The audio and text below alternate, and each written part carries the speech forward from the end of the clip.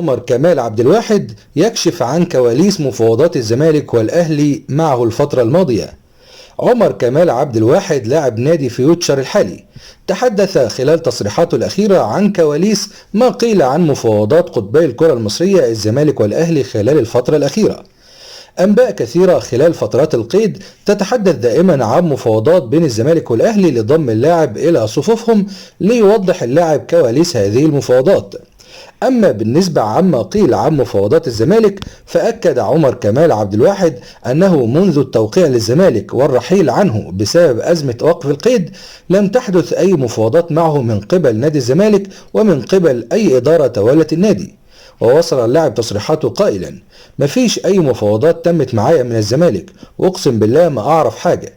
أما بالنسبة عن مفاوضات الأهلي، فتحدث اللاعب قائلا: في يناير الماضي وفترة الانتقالات الشتوية حدثت مفاوضات معايا، وكانت المرة الوحيدة الرسمية، إلى أنها توقفت بعد إصابتي حيث توجهت للعلاج في قطر، ومن وقتها تم غلق هذا الملف.